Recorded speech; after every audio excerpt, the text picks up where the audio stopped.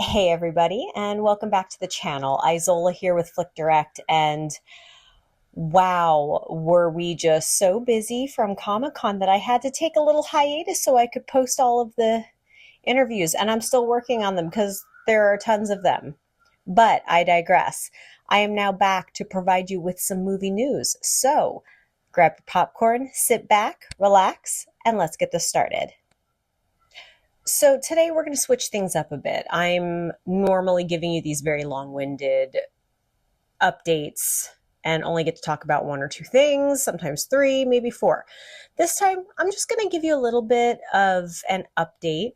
And then if you need more information, you can either go to our website, you can go search it on Google. I mean, there's so many ways for you to find the information, but maybe you come to see my smiling face and hopefully, I give you a little bit of joy once a week.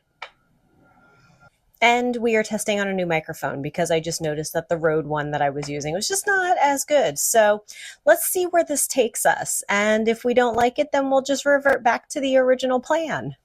You guys can let me know in the comments. Anyway, let's start off with box office numbers. Weapons just came out, and for the opening weekend, domestically, it made $42.5 million. Really, really good opening. And I think worldwide, globally, it made 70 mil. I'd say that's a pretty good opening weekend, wouldn't you? Warner Brothers must be just partying it up right now because this is, I think, the sixth film opening above 40 million, and then also the seventh number one release in 2025. There's a couple franchises in there that I'd like them to work on, but hey, you know what? We're doing really good with these, so let's keep it up, Warner Brothers. Next is Disney's Freakier Friday, and we've got an opening weekend of 29 mil. Oh my goodness, congratulations, Lindsay Lohan and Jamie Lee Curtis. This movie has been in the talks for a while. I know I brought it up. If you guys aren't familiar with it, it's the one where they basically body swap. Something happens. I don't know how they're going to do this one. I haven't seen it yet. I'm very curious though, because they're adults now. Lindsay Lohan's got kids. What's going to happen? How are they going to revert back? Why did it even happen? Who made the wish? Who made the comment?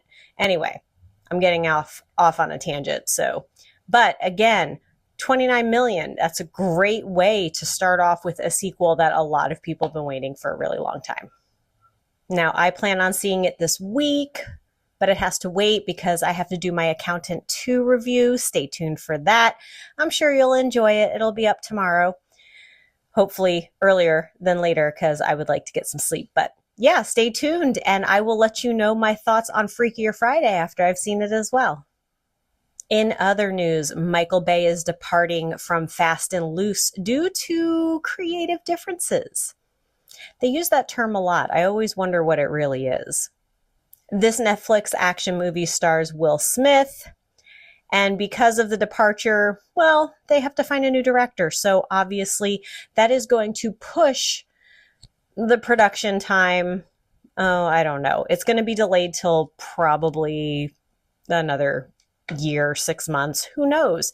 It all depends on how long it's going to take them to find a director. And from what I found out during Comic-Con, that can be a very tedious process. So if you guys have heard about this, don't hold your breath because it's going to take a while for this to come out. I really, really wish I could be a fly on the wall to see why Bay left this.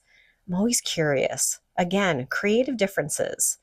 It's kind of like irreconcilable differences in a divorce, or it's come on, just give the deets. We just want to know.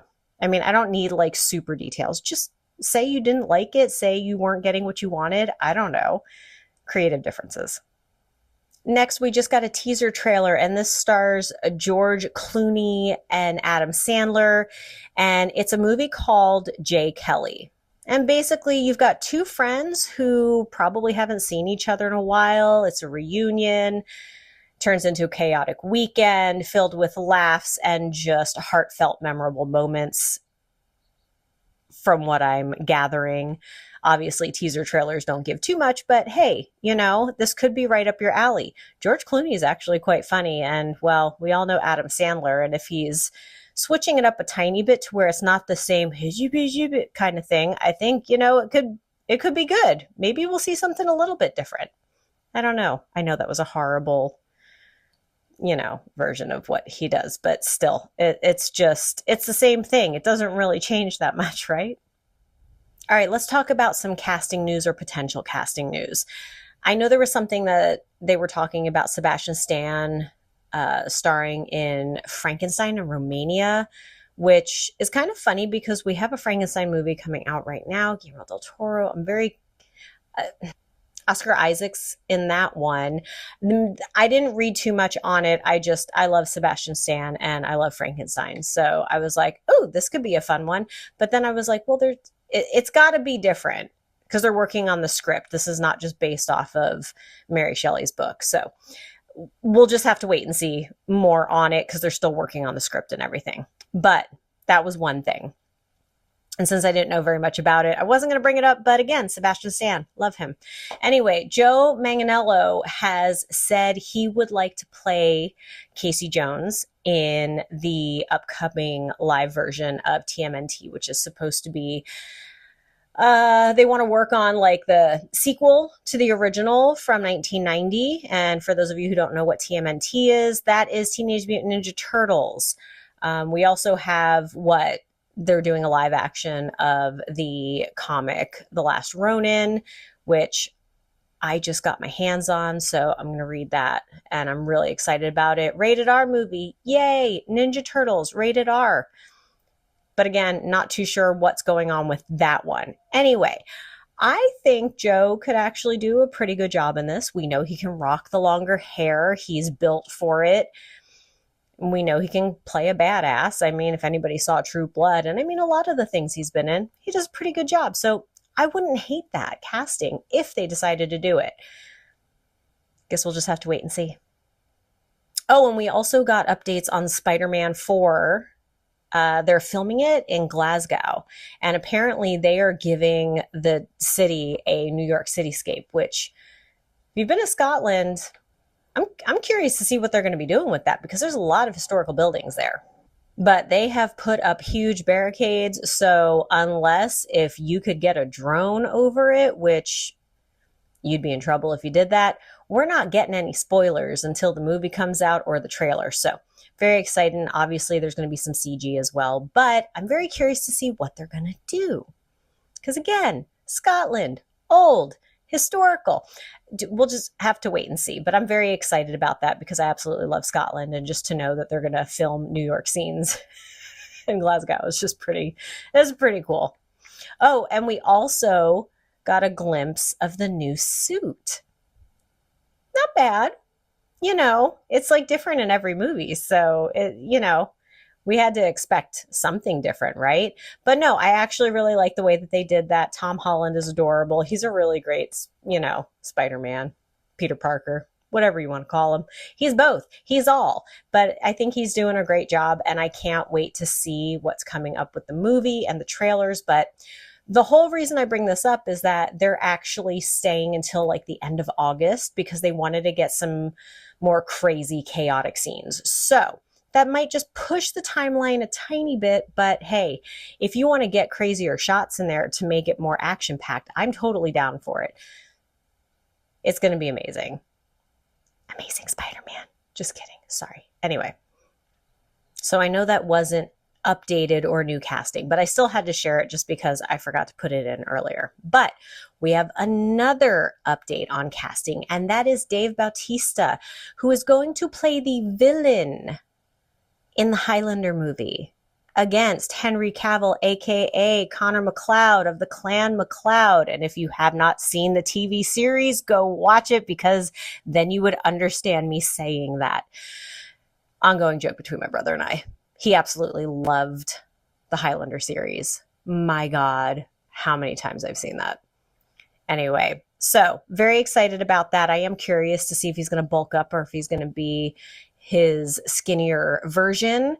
I don't care either way. I'm just very curious to see how this goes because, again, We've seen a lot of Highlander movies, some hits because they're old and campy, but still great, and then a lot of misses. So we'll just have to wait and see how that goes. But I am very excited because, again, everything Henry Cavill touches has turned to gold.